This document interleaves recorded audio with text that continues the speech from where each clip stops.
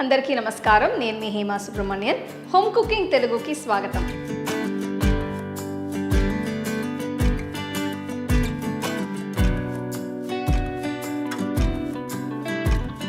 ఇవాళ నేను మీకు ఒక స్పెషల్ ప్రాన్ డిష్ చూపించబోతున్నాను. ఇది చిల్లీ గార్లిక్ ప్రాన్స్. ఇది మనం రెస్టారెంట్ స్టైల్లో ఎలా తయారు చేయాలో చూద్దాం.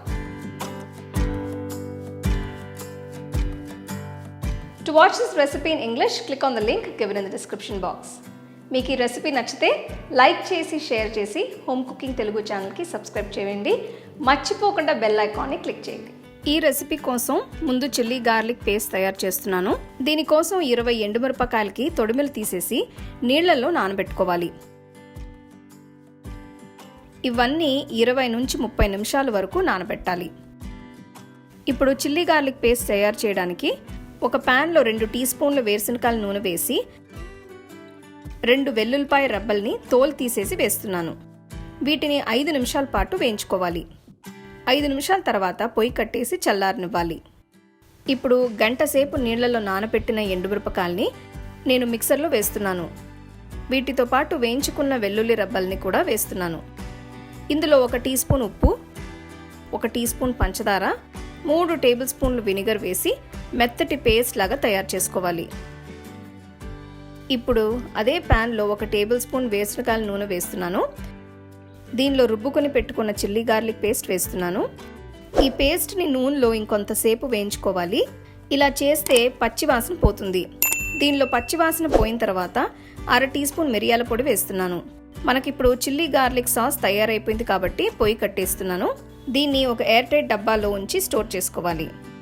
ఇప్పుడు ఒక సాస్ ప్యాన్లో 2 టీ స్పూన్ల వేరుశనగకాయల నూనె వేస్తున్నాను.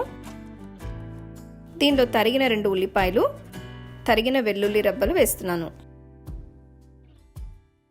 ఇందులో 500 గ్రాముల రొయ్యలు శుభ్రంగా కడిగి వాటిలో ఉన్న సిర తీసేసి తోకని అలా ఉంచి వేస్తున్నాను. మీకు కావాలంటే తోక తీసేసి కూడా ఈ రెసిపీ చేసుకోవచ్చు. తోకని ఉంచితే ఇవి ఒకదానికి ఒకటి అతుక్కోకుండా సెపరేట్గా ఉంటాయి. 1 నిమిషం పాటు వేయించిన తర్వాత 1 teaspoon dark soya sauce, 3 టీ స్పూన్లు చిల్లీ గార్లిక్ పేస్ట్ వేసుకుని అంతా ఒకసారి కలుపుకోవాలి.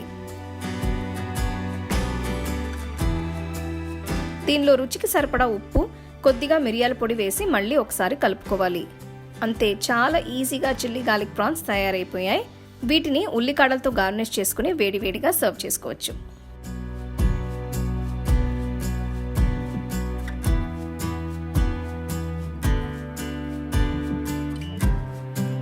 చూసారు కదా చిల్లీ గార్లిక్ ప్రాన్స్ ఎంత బాగున్నాయో.